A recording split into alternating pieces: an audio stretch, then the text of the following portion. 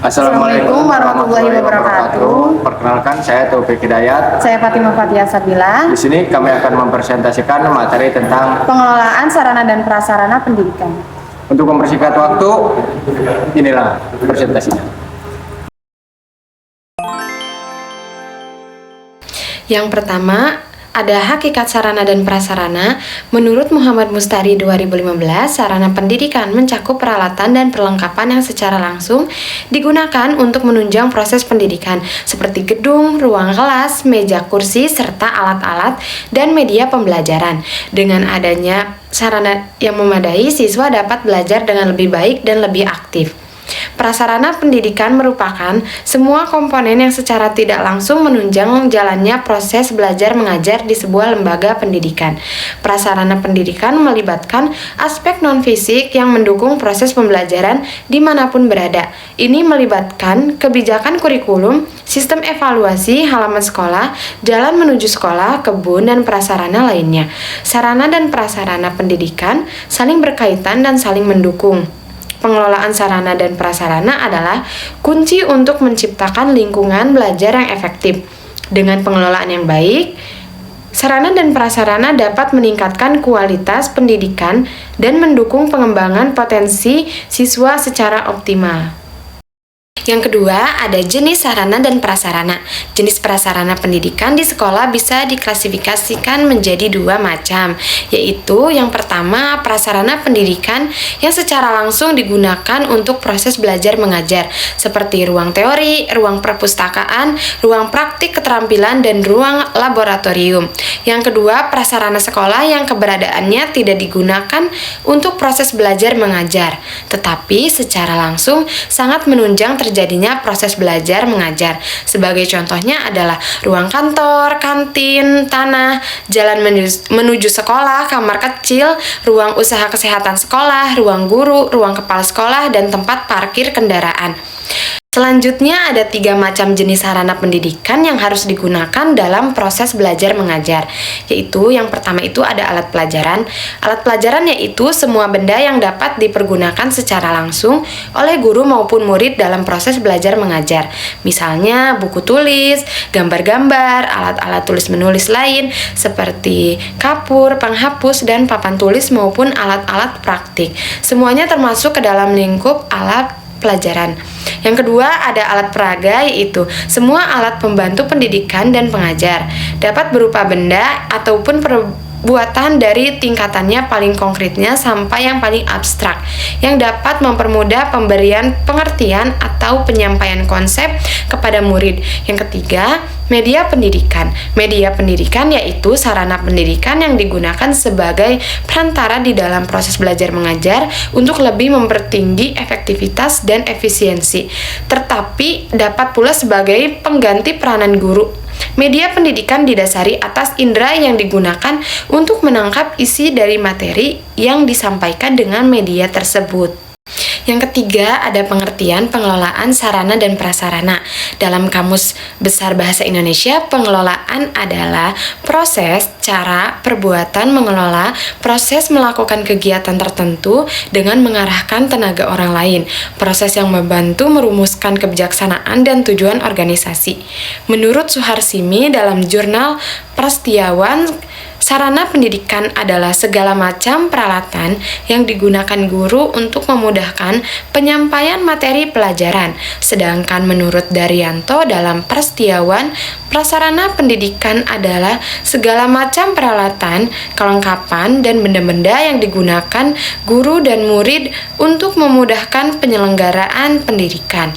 Dari definisi mengenai pengelolaan sarana dan prasarana dapat disimpulkan adalah manajemen sarana dan prasarana memegang peran penting dalam menunjang tujuan pendidikan yang sekaligus menunjang pembangunan serta keterampilan dalam manajemen tersebut. Pengelolaan sarana dan prasarana pendidikan menjadikan sumber daya manusia untuk mengoptimalkan pemanfaatan berbagai jenis sarana dan prasarana untuk kepentingan pendidikan di suatu sekolah tertentu. Dalam buku yang ditulis oleh Mulyasa 2020 dijelaskan bahwa pengelolaan sarana dan prasarana pendidikan harus melibatkan perencanaan, pengorganisasian, pelaksanaan, dan evaluasi.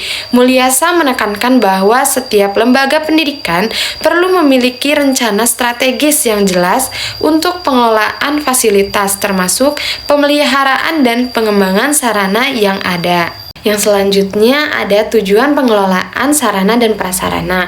Menurut pendapat Ibrahim, tujuan pengelolaan sarana dan prasarana sejalan dengan tujuan administrasi perlengkapan sekolah yang menyatakan bahwa tujuan administrasi perlengkapan sekolah adalah memberikan layanan secara profesional di bidang sarana prasarana pendidikan dalam rangka terselenggaranya proses pendidikan secara efektif dan efisien.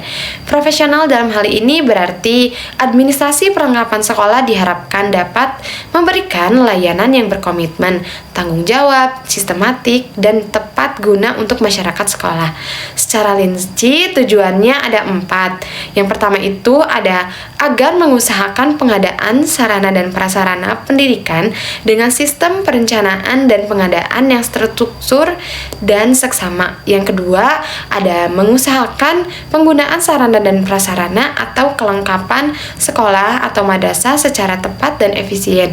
Yang ketiga, ada agar memberi jaminan kesiapan operasional peralatan supaya mendukung lancarnya pekerjaan sehingga mendapatkan hasil yang optimal. Dan yang terakhir, untuk mengusahakan pemeliharaan sarana dan prasarana pendidikan sehingga keadaannya selalu dalam kondisi siap pakai ketika dibutuhkan oleh semua personil sekolah. Sehingga dengan adanya pengelolaan sarana dan prasarana pendidikan, maka diharapkan semua perlengkapan yang didapatkan oleh sekolah adalah sarana prasarana yang berkualitas tinggi sesuai dengan kebutuhan sekolah dan dengan dana yang efisien. Ya, di sini selanjutnya ada prinsip pengelolaan sarana dan prasarana. Menurut Bafadal dalam buku Imam Gunawan dan Jumjum Nur, ada beberapa prinsip yang harus diperhatikan dalam mengelola sarana dan prasarana pendidikan di sekolah. Di antaranya yaitu yang pertama ada prinsip pencapaian tujuan. Prinsip pencapaian tujuan di sini berarti sarana dan prasarana pendidikan di sekolah harus selalu dalam kondisi siap pakai bila mana akan didaya gunakan oleh personel sekolah dalam rangka pencapaian tujuan proses belajar mengajar. Kemudian yang kedua ada prinsip efisiensi. Prinsip efisiensi ini berarti sarana dan prasarana pendidikan di sekolah harus dilakukan melalui perencanaan yang seksama sehingga dapat diadakan sarana prasarana pendidikan yang baik dengan harga yang murah, dan pemakaiannya pun harus dengan hati-hati sehingga mengurangi pemborosan. Kemudian yang ketiga yaitu ada prinsip administratif. Prinsip administratif ini berarti sarana dan prasarana pendidikan di sekolah harus selalu memperhatikan undang-undang atau peraturan instruksi yang ditunjukkan dalam instruksi dan petunjuk teknis yang diberlakukan oleh yang berwenang. Kemudian lanjut ke nomor 4 ada prinsip kejelasan tanggung jawab. Prinsip kejelasan tanggung jawab berarti sarana dan prasarana pendidikan di sekolah harus didelegasikan kepada personel sekolah yang mampu bertanggung jawab.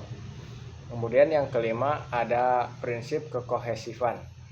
Artinya sarana dan prasarana pendidikan di sekolah itu harus direalisasikan dalam bentuk proses kerja yang sangat kompak.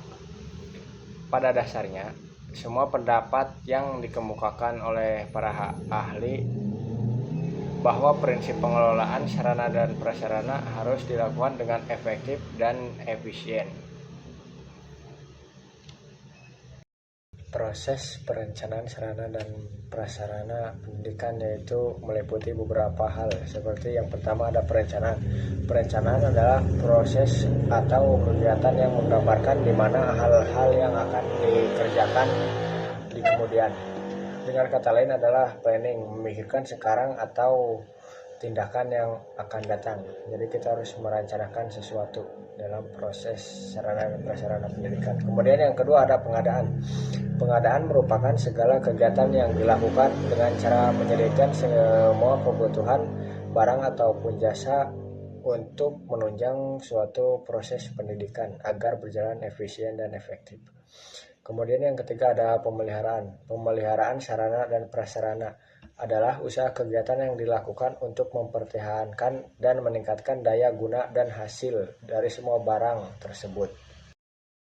Selanjutnya ada penginventarisasi. Di sini berarti mempunyai dua fungsi. Yang pertama yaitu untuk mengendalikan sarana dan prasarana melalui pemberian kode barang, nama barang, ataupun sumber barang, jumlah barang, dan tanggal pemberian barang, seperti mutasi, sumber dana, dan ketergantungan barang.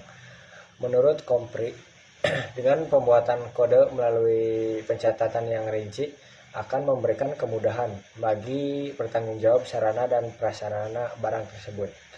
Kemudian selanjutnya ada penghapusan. Nah, penghapusan prasarana di sini, prasarana dan prasarana di sini berfungsi jika bangunan sudah tua ataupun rusak dan tidak bisa diperbaiki, maka sarana dan prasarana itu layak dihapus. Kemudian jika dilakukan perbaikan akan mengeluarkan biaya yang sangat mahal.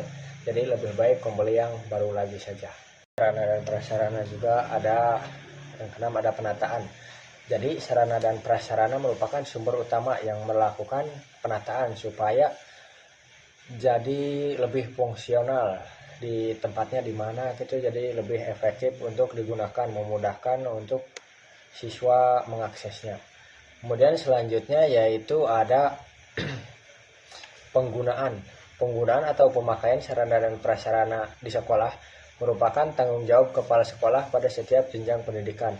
Untuk kelancaran kegiatan tersebut, bagi kepala sekolah mempunyai wakil bidang atau petugas yang berhubungan dengan penanganan sarana dan prasarana di sekolah tersebut. Yang terakhir ada penyimpanan. Penyimpanan merupakan kegiatan pengurusan, penyelenggaraan dan pengaturan persediaan media di dalam ruang penyimpanan seperti gudang agar sarana prasarana aman. Jadi kesimpulan, pengelolaan sarana dan prasarana pendidikan merupakan suatu proses untuk pengadaan dan mengawasi dalam rangka mencapai suatu tujuan tertentu dalam bidang pendidikan. Jika tidak ada pengelolaan, maka pengadaan atau penggunaan serta pemeliharaan sarana dan prasarana akan kurang diperhatikan oleh pihak-pihak lembaga pendidikan. Pengelolaan sarana dan prasarana pendidikan memiliki tujuan yang sangat penting dalam meningkatkan kualitas pendidikan. Dengan pengelolaan yang baik, maka akan tercapainya lingkungan belajar yang efektif, efisien, dan aman bagi siswa. Referensi yang diberikan dapat digunakan untuk memperdalam pemahaman mengenai tujuan dan pentingnya pengelolaan sarana dan prasarana dalam konteks pendidikan. Sekian pemaparan materi dari kelompok kami. Untuk kurang dan lebihnya mohon dimaafkan. Wabillahi taufiq wal hidayah. Wassalamualaikum warahmatullahi wabarakatuh.